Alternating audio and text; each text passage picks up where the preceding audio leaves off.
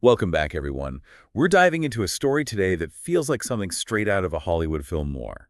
We're talking love, betrayal, and murder, all set in sunny 1950s California. Yeah, it's a case that really captivated the whole nation with so many twists and turns, even a seasoned detective would be scratching their head. We're talking about the infamous Dr. Bernard Finch.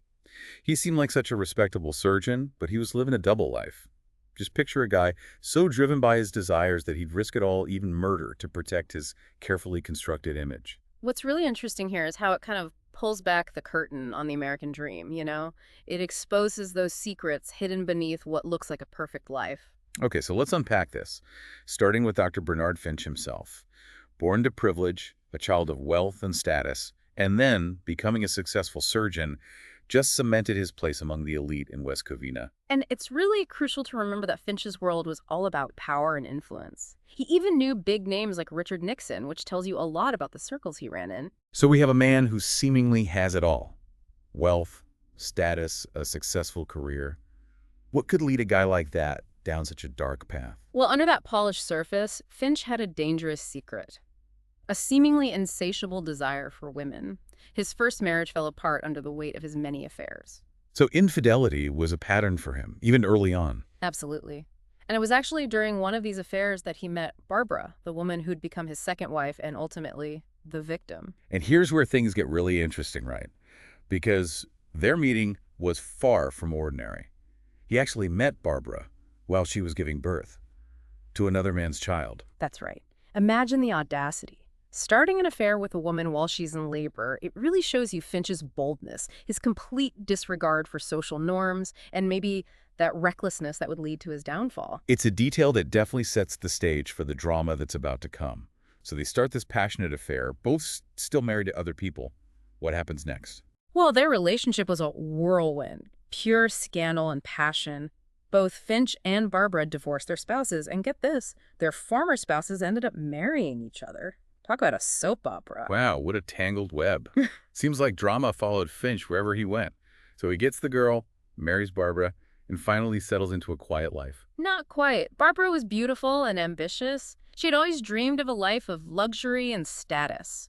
Coming from a family that lost everything in the Depression, marrying Finch seemed like her ticket back to the good life. But it sounds like that dream quickly turned into a nightmare. You got it. Finch just couldn't stay faithful. Barbara got suspicious and hired a private investigator to uncover the truth. And what the PI found wasn't just a fling, but a long-term affair with Finch's 20-year-old secretary, Carol Trigoff. Wait, his secretary. Seems like Finch had a type, young, attractive women. Was this just a one-time thing or part of a bigger pattern? Oh, there was definitely a pattern. Finch always seemed to have a string of paramours, almost like a conga line of fleeting romances. A conga line. That's quite an image. So Barbara finds out about this betrayal. How does she react? Well, she was furious, understandably. She kicked Finch out and filed for divorce. She was ready to take back her life and, importantly, her financial security. And I imagine this is where things escalate, right? Because under California law at the time, Barbara was entitled to half of their assets. We're talking about a serious fortune, around $750,000, which is like, what, $8 million today? Exactly. Finch, who was used to being in control, was enraged, not just by the divorce itself, but by the idea of losing so much money. So we have a man who's used to power and privilege, suddenly facing the loss of both his wife and a huge chunk of his wealth. This sounds like a recipe for disaster. And disaster is exactly what happened. Finch couldn't control his anger. He became increasingly abusive towards Barbara, even threatening her life. He was actually overheard telling someone that he knew a guy in Vegas who'd take care of Barbara for a price. Chilling. Sounds like he was already planning something sinister. Did anyone take those threats seriously? Sadly, it seems like no one close to Barbara knew about the threats, or if they did, they just dismissed them as empty words. Which brings us to that fateful night in December 1959. Barbara, just 32 years old, is found dead in her yard, shot in the back. It was a chaotic scene. Signs of a struggle in the garage, her purse was missing, and most damning of all, Finch's medical bag was left behind, filled with what the police called a murder kit. A murder kit? What was in it? It had things you wouldn't normally find in a doctor's bag. Rope, a hunting knife, syringes full of sedatives, even chloroform, all pointing to premeditation and a very dark plan. This is horrifying. Where was Finch during all this? He'd fled to Las Vegas, the same place he mentioned when talking about hiring someone to take care of Barbara. And guess who was with him? I'm guessing Carol, his secretary and lover. Exactly. Carol claimed she'd been at the Finch house during the murder and even hid in the bushes for hours while the police were there. It's a story that raised more questions than it answered. Okay, so we have a murder, a rich doctor on the run with his young lover, and a bunch of incriminating evidence. This was a media sensation waiting to happen, right? Oh, absolutely. The Finch murder trial became a huge spectacle. The whole nation was gripped by this story of wealth, infidelity, and violence. Like a real-life soap opera playing out in the courtroom. What happened next? Well, Finch's defense team tried to paint Barbara as the aggressor, claiming he acted in self-defense. They even went so far as to say her dying words were an apology to him. Oh, come on. It's hard to believe. What about Carol? What was her role in all this? They portrayed her as this naive young woman caught in the manipulative web of the charming Dr. Finch. She insisted she was innocent throughout the trial, but certain parts of her story and her actions that night paint a more complicated picture. This just keeps getting more and more twisted. Did the prosecution have a strong case against them? They did, and a big part of that was thanks to some very convincing witnesses. The first was Marianne, a teenage au pair who lived with the Finches. Her testimony about Finch's abuse towards Barbara was chilling. She recounted specific instances of violence and threats. Her testimony must have been impactful for the jury. Was there anyone else who could back up her account? Yes, and this is where it gets even crazier. The prosecution brought in a guy named Jack Cody, a smooth-talking con man. He claimed he'd been hired by Finch and Carol to kill Barbara. A hitman. This is like a movie. What did Cody say about the alleged plan? He said he was supposed to make the murder look like a robbery gone wrong. He even gave details about the plan, the payment, and the code words he was supposed to use with Finch. Wow, okay, there's a lot to digest here. We have a prominent surgeon accused of murder, his lover tangled up in the plot, a chilling account from a witness who lived with them, and a hitman who claims they hired him. What happened next in the trial? Well, you'd think with all that evidence the jury would have quickly found them guilty. But that's not what happened. They were completely deadlocked, and the judge had to declare a mistrial. A mistrial. With all that evidence. How? Well, there were rumors of arguments among the jurors, maybe because of racial tensions at the time. Some people thought the couple's fame and status swayed certain jurors. It was a reminder that justice, even when the evidence seems clear, isn't always guaranteed. That's incredible. The jury couldn't reach a verdict? Then what? They had a second trial, and get this, the second trial ended in a mistrial, too. 2 mistrials. That's almost unheard of. What happened that time? Same issues with the jury. Seems like it. The media coverage was insane, and all that scrutiny and speculation probably made it hard for the jury to be impartial. It makes you think about how media attention affects the justice system. Definitely. In this case, it seemed like all the media hype actually helped the defendants, at least at first. But this story is full of twists, remember? I'm on the edge of my seat. What happened in the 3rd trial? Well, by the 3rd trial in 1961, the media had moved on to a different case. The Grandma from Hell case. Ah, yes, the Iva Kruger case. Yeah. That was a chilling one. For sure. But with the media looking elsewhere, the Finch trial finally focused on the facts. The jurors could deliberate without the pressure from the outside world. So did they finally get justice for Barbara? This time they did. The jury found them guilty. Bernard was convicted of first-degree murder, and Carol was convicted of second-degree murder. They were both sentenced to life in prison, but with the possibility of parole after 7 years. Life in prison, but with parole possible after just 7 years. Doesn't seem like much justice for taking a life. You're right, and this is where the case takes another unexpected turn. Both Bernard and Carol were released on parole after only 10 years. 10 years? For murder? How is that possible? Well, that's the power of money, connections, and good lawyers, right? Hmm. Finch had wealth and influence. He navigated the legal system in a way most people just couldn't. It's a tough reminder that justice isn't always fair, is it? Sadly, no. It's a harsh reality that still affects our legal system even today. This is just infuriating. So what happened to them after they were released? Did they stay together? Not at all. Their lives went in completely different directions.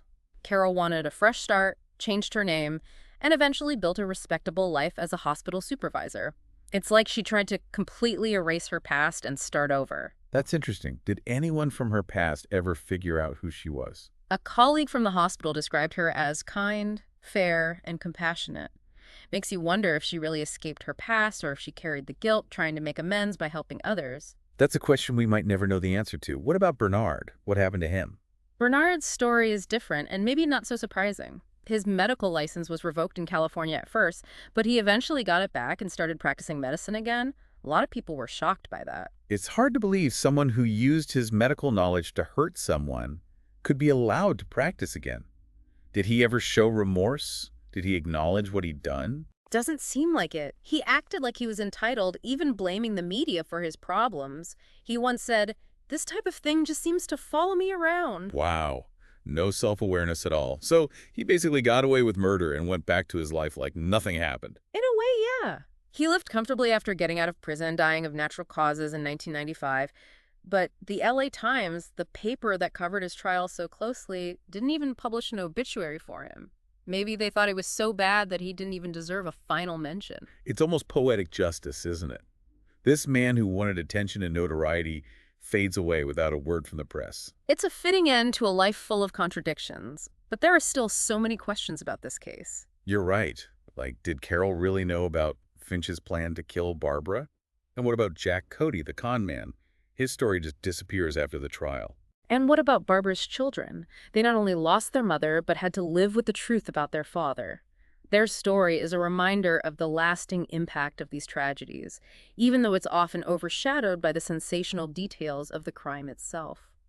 It's a reminder that the effects of violence go way beyond the immediate victims, leaving scars on families and communities for years to come.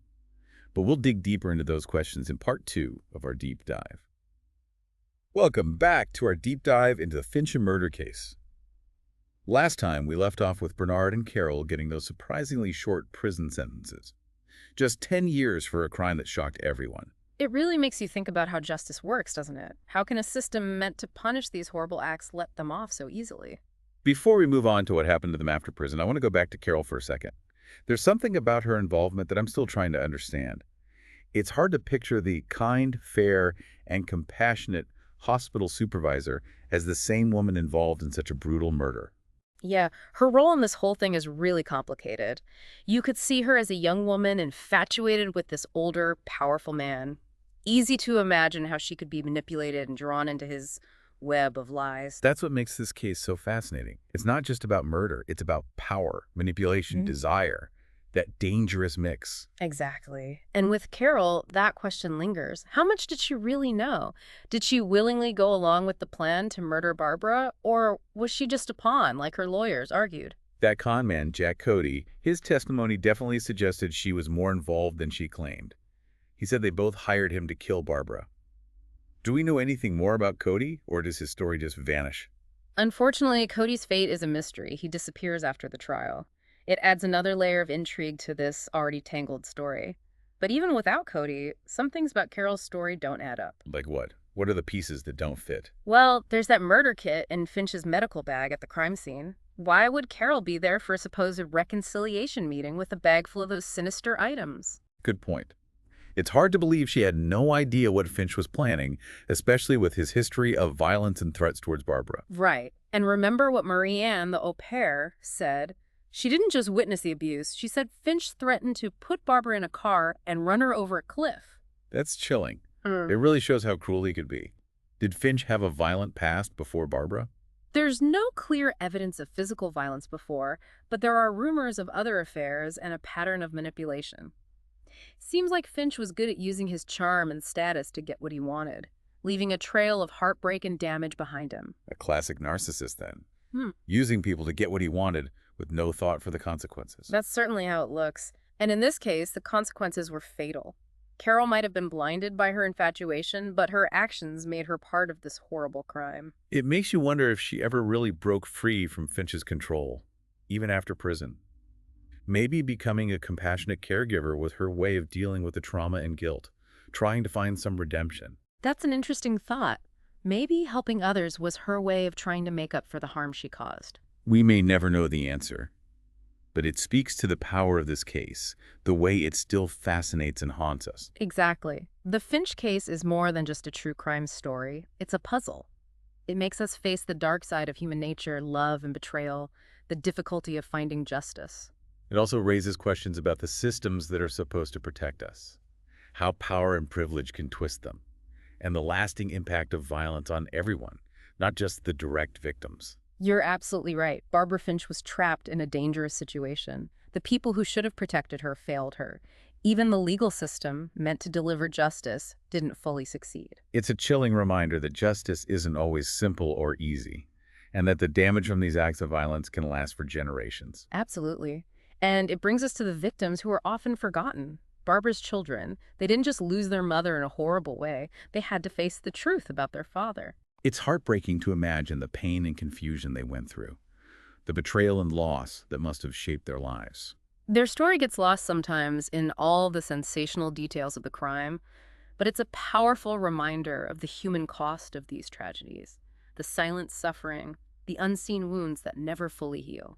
It reminds us that real justice isn't just about punishing the people who did wrong. It's also about healing and support for everyone whose lives were changed by the crime.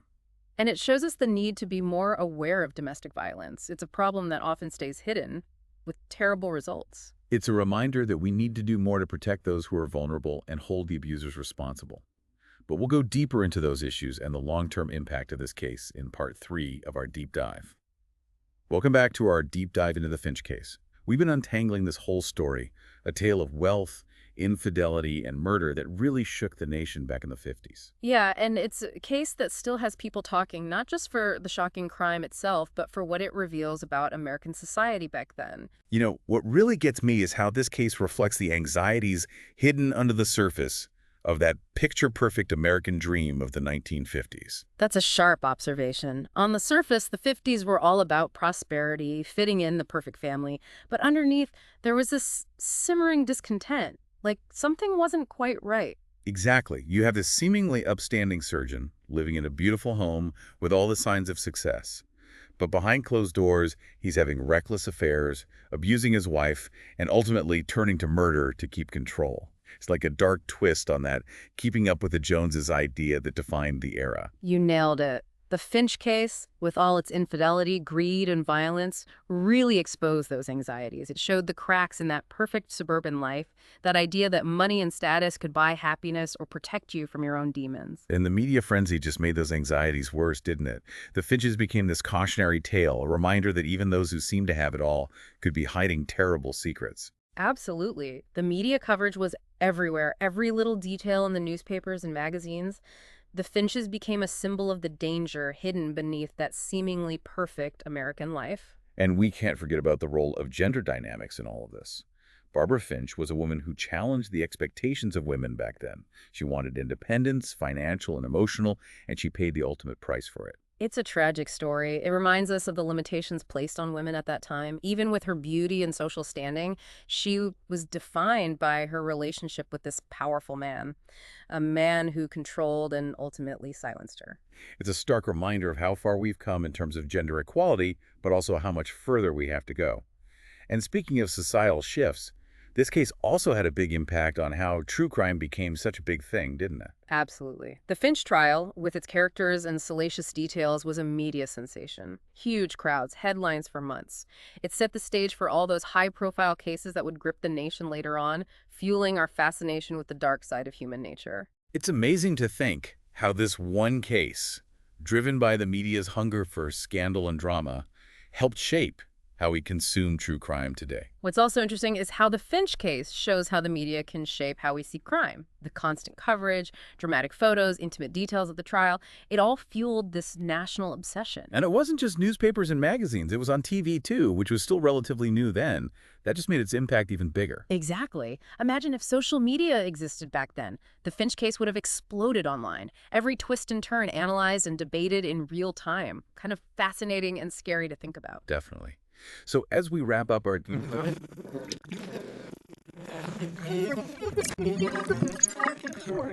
It reminds us how complicated people are. We want to put people in boxes, good or bad, but it's never that simple.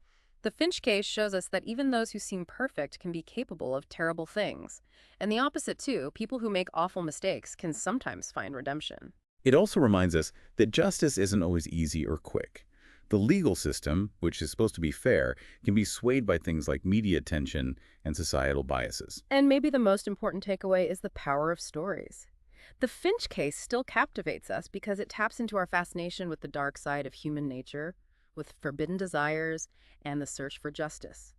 It's a story that reminds us appearances can be deceiving, and even in that seemingly perfect world of 1950s America, darkness was lurking underneath. Well said. It's a story that makes us look beyond the headlines, question what we think we know, and recognize how complex the human experience really is. It encourages us to think about the bigger issues the case brought up: domestic violence, gender inequality, the media's influence on how we see justice. Issues that are still relevant today. The past is never really gone. Thank you for joining us on this journey into the heart of a case that continues to fascinate and make us think. And to our listeners, we encourage you to keep exploring true crime, not just for the thrill of the story, but for what it can teach us about what it means to be human. Until next time, stay curious. And remember, sometimes the most compelling stories are the ones that make us face uncomfortable truths about ourselves and the world around us.